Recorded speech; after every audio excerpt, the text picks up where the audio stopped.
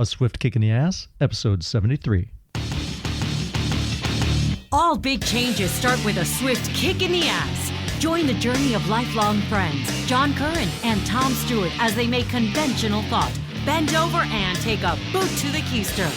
Warning, listeners may notice a force equal to or greater than needed to get your ass moving.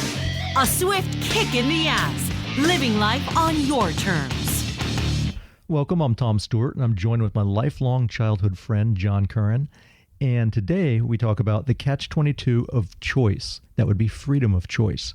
Welcome to the show, John. Thanks, Tom. You know, it's choice is such a wonderful thing, and we are all really blessed with all the choices that we have in our life, especially living in America. But, you know, if you think about it, sometimes we have too many choices. There are too many possibilities, too many different alternatives for us to consider, and it's really overwhelming, isn't it, Tom? Yeah, absolutely. You know, what happens, I think, is when you have too many choices, you end up not choosing anything at all, and you become paralyzed with, overwhelm. Yeah, and that's a hell of a feeling to have. In fact, you're kind of like caught up in it like a deer in the headlights, aren't you? It's you're just frozen because you don't know what to do, so you're just standing there doing nothing, and it's a hell of a feeling to have. So that's what this discussion today is all about. It's about the catch-22 of choice. And really, John, in our day and time, probably unlike any other era in history, we have more choices available to us than ever. Even compared to when we grew up as kids, we have so many for media. We have overwhelm on channels and outlets. One of my friends was talking to me the other day at work, and we were talking about Netflix and shows, and I got some other bootleg device that I can get free shows. Yeah. And I said, it's not even the ability of what to watch. It's that I'm overwhelmed with too much to watch, too much content. I got too much to read, too much to listen to, too much to watch, that I go through the menu. You spend, a half hour before you find the freaking show you want to watch, not because there's nothing to watch, it's because you have too many choices. Yeah. Yeah. Back when we were growing up, there were like 3 channels. Yeah. And I was my dad's remote control. I would stand in front of the TV, switch, change it. You sit there, wait for a second, change the channel, turn the volume a decibel higher. But yes, now, when we were probably about 11 or 12, I remember we finally got cable in our neighborhood, and that brought us to 33 channels, if I remember correctly. Yeah, I think there was like 11. We had this big remote control that was not even a wireless remote control. It was a hardline remote control. It had this long, 30-foot cord on it, and 3 rows of 11 buttons and a little toggle in between, and you'd switch back and forth. And I can remember, John, watching the Benny Hill show, because back then Benny Hill would show topless girls, but it would come in from the New York channel, and sometimes from BBC. So it would be on at the same time, and I'd be flipping back and forth with that thing, the buttons, just hoping to see some naked girls. Well, when I think about choice and being kind of overwhelmed by choice, how many times have you gone out with your friends or gotten together with your friends, and the plan is to have dinner, but then the question comes up, where do you want to eat? And you sit there for 45 minutes trying to figure out a place that everyone wants to go. And it's crazy. It's like, damn, it's one meal. It's one meal. Oftentimes you'll say, well, what about Italian? No, not Italian. So everyone knows what they don't want, but they never know what they do want. Yeah. And I think that plays into making life choices. One meal is not a big deal. You're going to have other meals, but with some of these other choices that I think people struggle with, it's not just one meal and one deal. It's a big deal, because we all recognize that the choices that we make add up to create our life. Our life is a representation of all the choices that we've made throughout our life, all the different decisions and the different pathways that those decisions have led us to. So, if you're trying to make a decision and you have a number of different choices available to you, what I like to do, and I like to take a structured approach to problem solving, and that is when you have several choices before you and you're overwhelmed and you're not really sure what to do something. In business, it's called a SWOT analysis. It's strengths, weaknesses, opportunities, and threats. And basically, I would take a sheet of paper and divide it into 4 sections, and just put them out: strength, weakness, opportunity, and threat. And do that for each choice or each situation that you can envision. And I think a strength would be something good about that choice. A weakness would be something bad. The opportunity that you get for making that choice, and then also the threats. What could possibly happen and take you in the wrong direction based on that. And I think if you structure your decision-making process in that way, a lot of the times that overwhelming feeling will go away because the decision will be made very clear to you based on what you want. Tom and I can't tell you what you want out of life or what to do. That's your own decision. You have to live with that. So we're not going to tell you what to do, but we can outline a way that you can approach your choices and use it as a means of narrowing your choices, or narrowing your choices, and that might help you feel less overwhelmed. And actually, like I said, every time that I've done it, the choice that I made became very clear through that process. Well, John, often we talk about when you make any kind of change that you should focus on one simple change rather than a bunch, trying to change a lot of different things at once. And this, again, it fits into this category with a bunch of different choices, because the more choices you have, the more difficult. And there was a scientific study that was done years ago, and it was out in California in a grocery store, and I'm sure you've heard about this, where they took like 24 different flavors of jam and they put it on one of those end caps and they gave people samples, and everyone was excited. Everyone came over and they tested it and go, I like this one, I like this one. But the thing is that only 3% of people bought any of the jam. When they put it back out for, I think they put 6, and again, people came and they weren't as happy because not as many people came, because there's only 6. So they narrowed it down to 3. When they got to 3, more people, it wasn't that they had more traffic, but they ended up turning out, they sold 30% more because there was less choices available. When there was 24, there was, people were happy that there were so many options to pick different flavors, but they didn't make the decision and actually commit. And that happens, like we're talking about, with goals. When I was, not long ago, I told you I had joined the Y, and I didn't need to because I have weights here at home and I can exercise here. But I was just figuring I'd get out. But what was happening, John, is when I went to the Y to do a workout, I noticed I was at the gym longer because I had all these different assortments of exercise machines that I could use rather than just, some barbells and a few limited options. So I was like scattered all over the place. And I suddenly went from having a very focused workout and being able to chart my progress to being so overwhelmed and having such a large, lengthy workout that I couldn't figure out if I was making progress or not.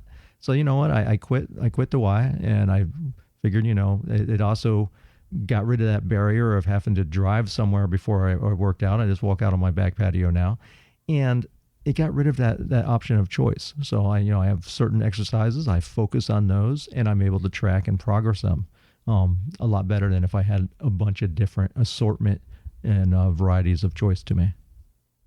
Now, Tom, so you don't think that you would have adapted to the new situation, and with all those various machines? I could see it if you're new to a certain gym, there's going to be a certain order and so forth. and different and new machines that you've maybe never even tried before, even though you've been weightlifting for a long time. Some machines work better than others, I think.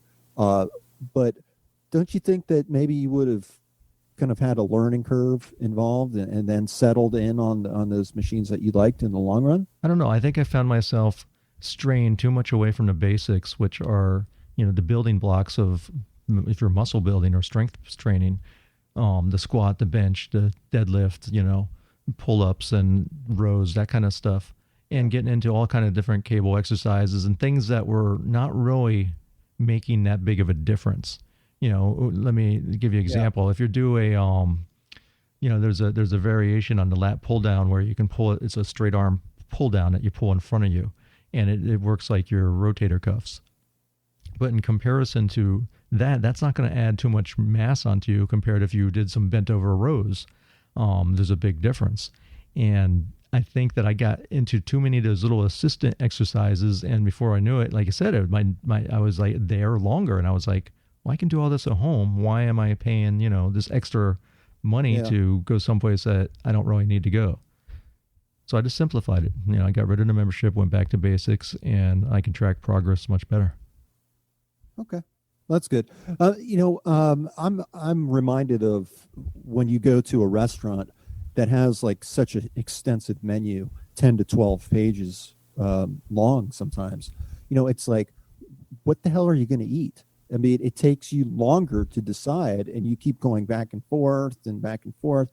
And, certain things will catch your eye, but it is very overwhelming, I think.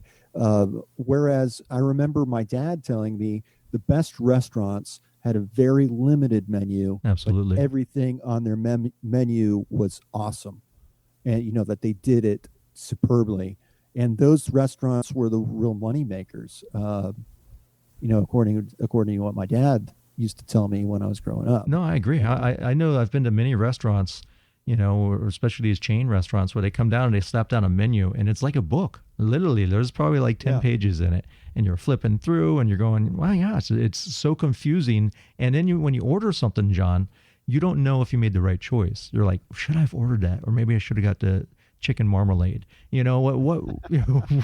It makes you question, and that's what I understand is having too many choices makes you question and actually feel regret that you might have not made the best decision. So the more choices that you have available to you, the more the guilt goes up, and also the guilt that whether I was thinking about I bought jeans a couple of weeks ago, right? And I went over to a local place, tried on jeans, right? I'd get all my sizes, and there was boot cuts, there was straight leg, there was button fly, which I hate. And I tried on all these different jeans, and I could not figure out which one was the one I used to use, And I was like, this is crazy, man. There's all these varieties. I just want jeans. And that really did the same exact thing. Yeah. Did the same exact thing. And it's in fact, I have to admit, I brought some home. I tried them on for Amanda and my wife, and she was like, "Those are dad jeans." Like, they're going back. They're going back. So did she make you pick up some of the skinny leg ones, like all the millennial kids are wearing? Yeah, but I could pull it. I could pull it off, man. And I'm married. I'm married, so you gotta wear what your wife likes. Yeah, absolutely. But I agree. It's just there's too many options out there, and I think whether you're shopping for a pair of jeans or you're going out to get a bite to eat, these opportunities or alternatives are just prevalent throughout our society, and a lot of us are kind of overwhelmed by these possibilities. We sit there and we're like, I know I'm not very happy, and I want to do something to change, but I don't know what to do. I don't know where to start. And, if that's you, I would think about, something very simple and ask yourself, what makes you smile? It's a really simple kind of question to ask yourself, But what brings a smile to your face? That's going to tell you what's important to you. And when you know yourself and know what's important to you, you will be able to make better sound judgments and choices in your life. At least that is what has been true for me. There's so many different options out there that you got to start somewhere, and I always feel like you should do things that will make you happy, not maybe immediately, but in the big view.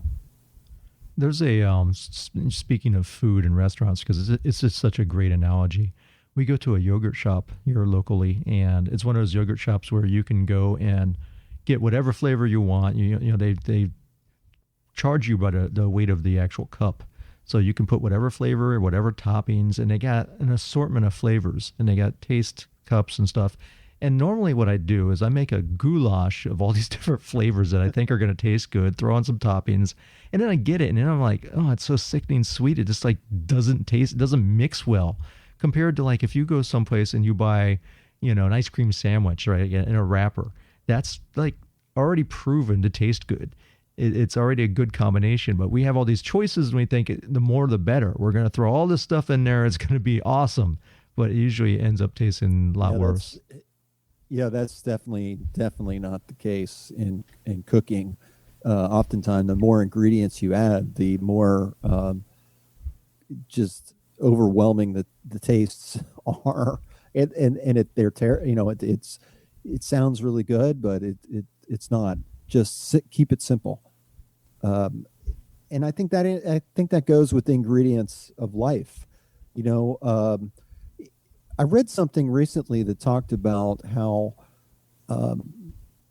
people who have been married for a long time, when they look at other women or other men, depending on your preference, just had to put that clarifier in there, Tom.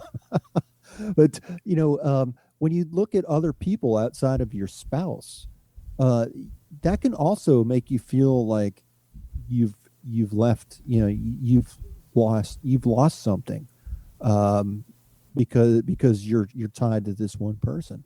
And even though that person might be, the love of your life and the ideal person for you, those feelings of being like there could be something better comes in, those thoughts come into mind. I think it's a natural feeling for a lot of people.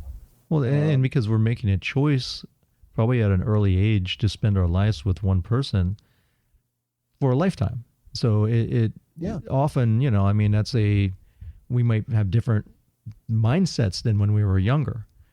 So, I think people have found, many times that who they were when they were young and got married, they grow into different people. And, there's nothing wrong with that. That happens. Fortunately in my relationship, I've grown closer to my wife than further away. But that's, and hopefully that continues, hopefully that doesn't go away when I get old. But, some people go in different directions, and there's nothing wrong with that. That's just part of life. Yeah. I think it goes back to the food analogy. If you're just trying to decide on what meal to eat, that you're going to have another meal. But it goes deeper when you're dealing with relationships.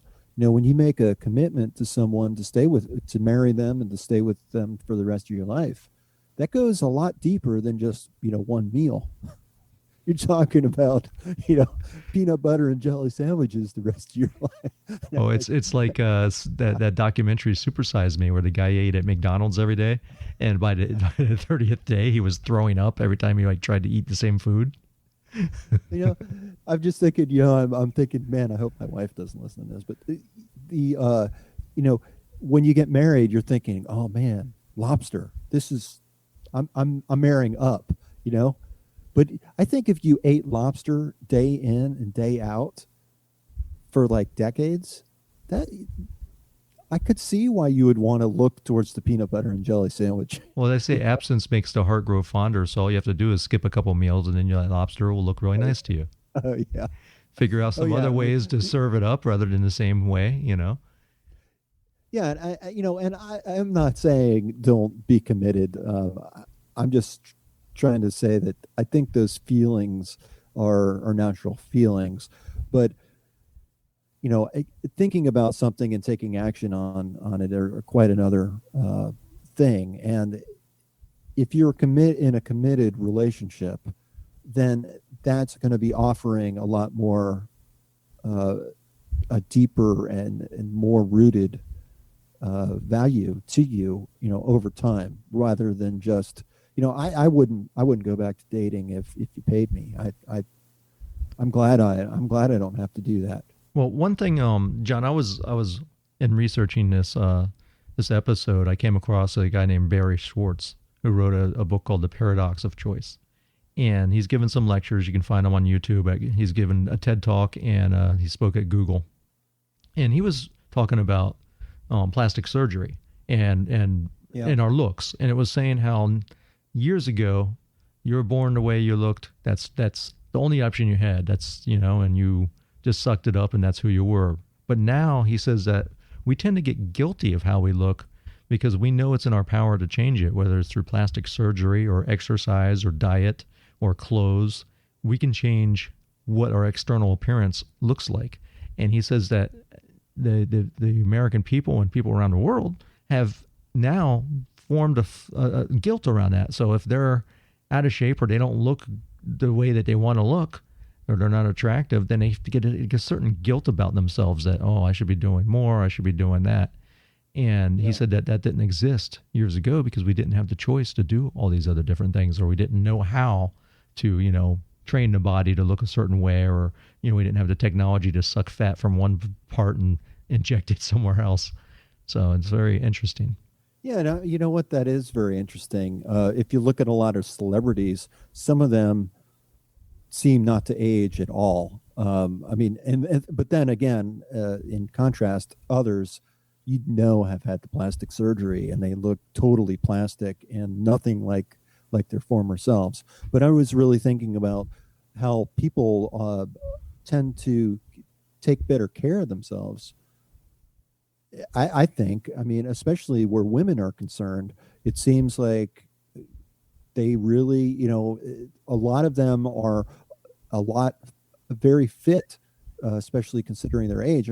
When we were kids, Tom, think about the people that you knew who were like 50 or 60 years old. There's really, 50 or 60 years old was considered really old, really old. And nowadays it's just like, man, you're just starting to hit your prime. Yeah, because I think about it. When I've seen the evolution ever since, even when I started training. Remember when I first started training, the gyms were split up. So it was like women would work out on Monday, men would work out on Tuesday. And then like Wednesday would be co-ed day. So women and men didn't even train together. And there was a whole different approach for women. Women didn't lift weights. They did some kind of, fat burning exercise, or they would put something that was totally useless, like those shakers, like those things that would go around your waist and vibrate you, and what has happened is now with the communication, people have realized how to train better and smarter, and that it doesn't matter if you're a man or a woman, we can all get great results from training. And with weight training, we see that with CrossFit. CrossFit has revolutionized the athletes, as far as, men and women are just lifting weights and training and doing a lot of metabolic regimens, and they're seeing the results, and they see that they don't get these stereotypes where, it used to be that, men are going to be muscle bound, and women would be, I don't want to gain any muscle. But when they gain muscle, they become more shapely and look awesome. So I think that whole stereotype and that mindset has gone away and evolved. I think that's why you see that. And yeah, we have more choices now. It's interesting that you said that. I was looking at my notes, and you're absolutely right that the more choices you have, the more difficult it is to make a decision. And I thought that one of the solutions that I had, like doing the SWOT analysis. What that does is it helps shape your expectations.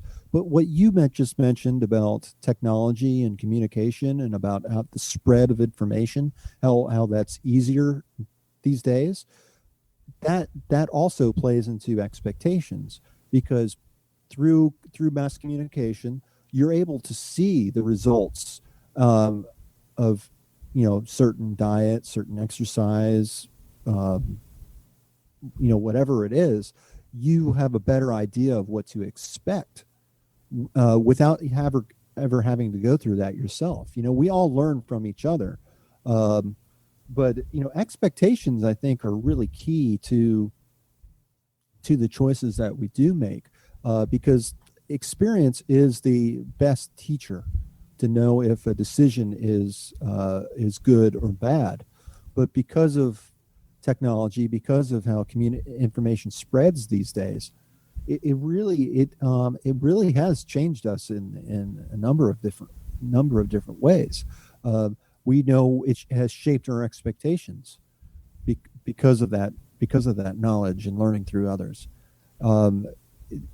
It does complicate, it really does complicate the world a lot more.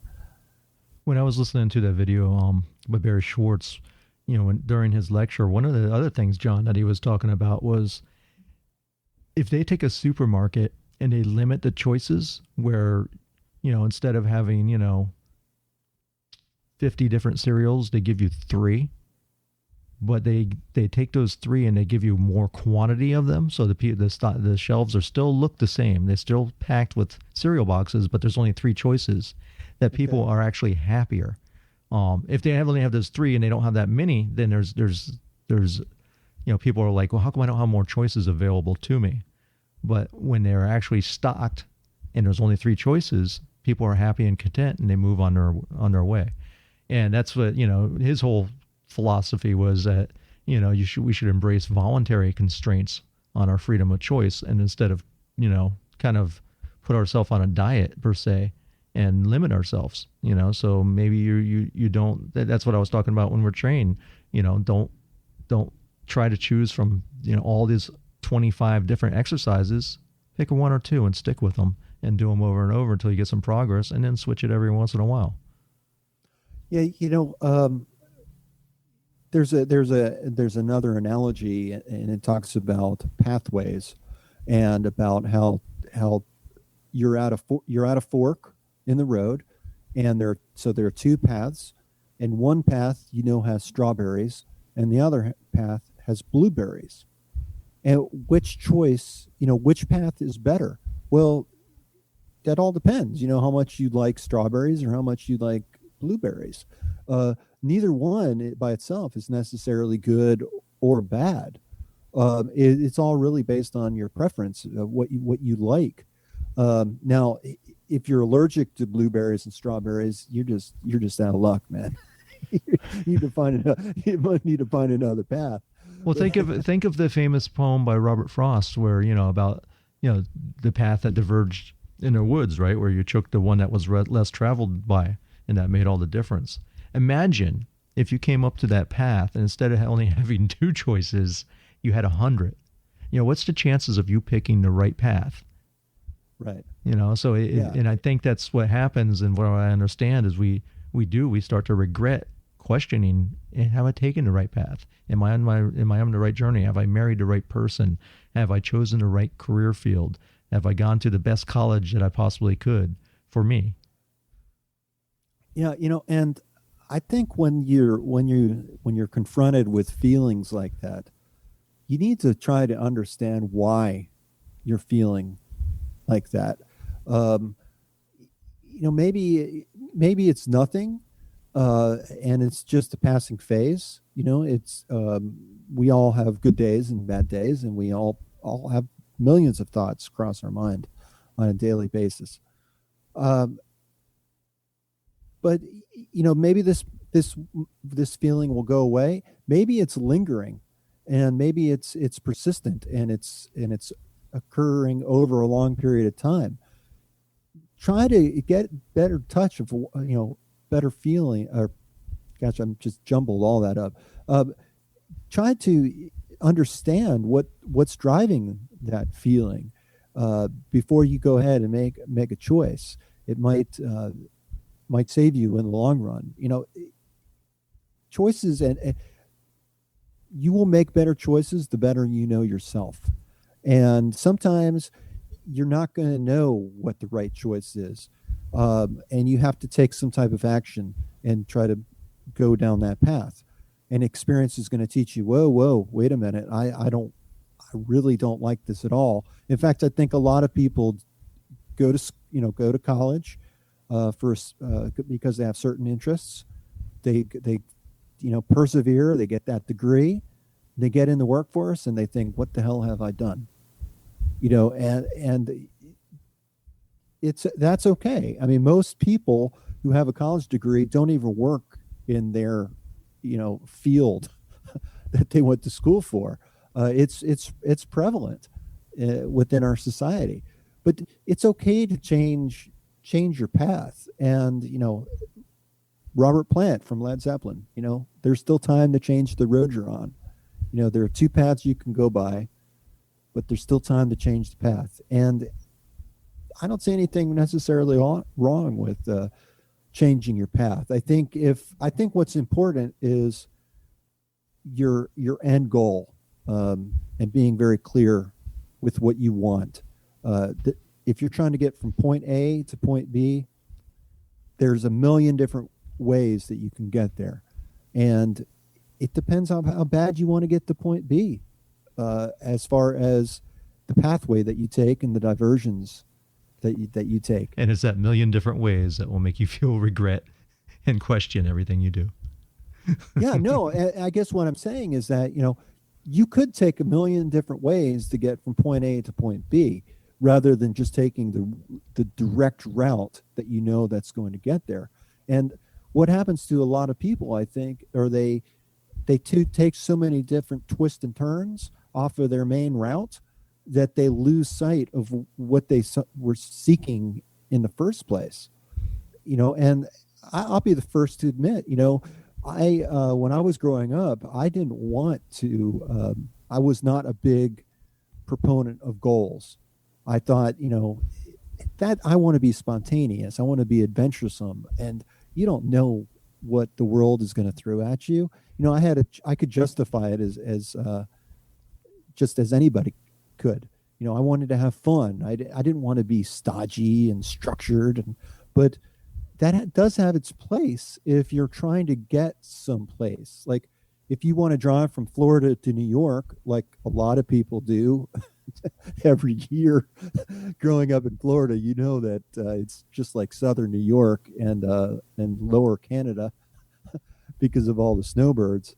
But if you want to make that trip, you need to look at a map and map it out so you know when to get there. You're not just going to go and head north or south. Follow your magnetic compass like a bird and just head north. Yeah. I'll find it. But some people do that. Some people live that way, and some people, God bless them, they are happy because they have that wanderlust that they just kind of roam, and they don't want to plan. I have that. I mean, I have that myself. That's why every so often I have to go off and do a road trip. I have to have some type of adventure in my life. Then, because that's who I am. That's what I'm about. To be honest with you, that's how our podcast is. We wing it. We don't structure out. We don't plan. We don't say this is what we're gonna. We come up with a topic and we have a conversation about it. John brings his information. I bring mine, and we have a conversation between two friends. And that's on that side of letting go and seeing where the conversation will take us. Sometimes it works, sometimes it doesn't. Yeah, but we have fun no matter exactly. what, right? That's all that matters. That is all that matters.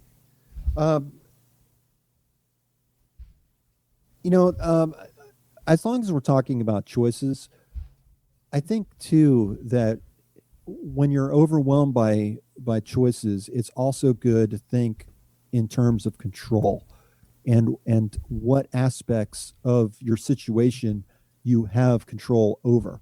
I know from working in corporate America for a long time, I felt very out of control. I felt like the organization had control of my future, and I couldn't have been more wrong. It had nothing to do with the organization holding me back. It was just the way the world was, and I just had to keep persevering and keep trying in order to get what I wanted. And I don't think anything in life really comes easy. Anything worthwhile, at least, comes easy. I think you have to really, if you really want something, you have to drive for it and work hard for it. But a lot of people do get kind of caught up in aspects of their life that are beyond their control. I remember when my dad was had been diagnosed with ALS, and he was not able to eat. He had a feeding tube. He was losing his strength. He had lost his voice. He had lost so many things, and he had a terminal illness. He was dying. And I'll remember him telling me that he could no longer afford to focus on the things that he had lost or the things that he could not do. He would only focus on what he could still do, and he could still do quite a lot. And I think that kept him anchored and kept him holding on to life. He didn't want to leave. He didn't want to die. That's some wisdom right there, man. That's true. A simple life oftentimes can be a very happy life, John. The more, if you see people that have very complex lives and are out running and always going and always moving, they burn out. And they also seem to people that they a lot of times they tend to, become alcoholics or drug abusers, or they have a lot of high stress in their lives and suffer, heart attacks or whatever it might be, compared to just a simple, easy to follow life. Sometimes we like to be told what to do, and it's just easy to follow a simple direction and stick to it. Yeah, that's true. And and I think it's probably time that we start wrapping this up, but I don't want to leave without saying that I think if you're going to make any choice, you should choose to be yourself.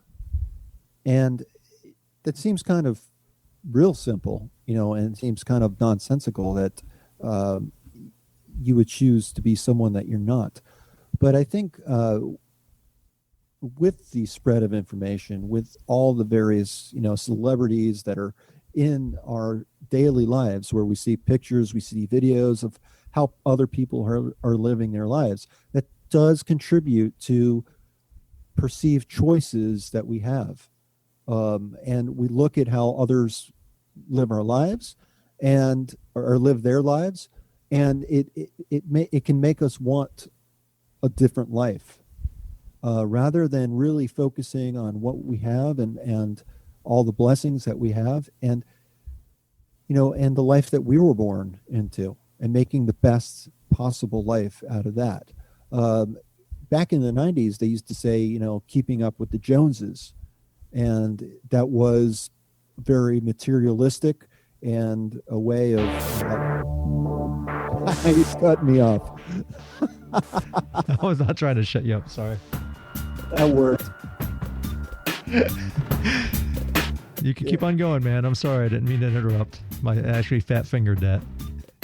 But choose to be you is what I'm saying, and focus on you and what you want out of life, and try to narrow down your choices, and it's going to be great.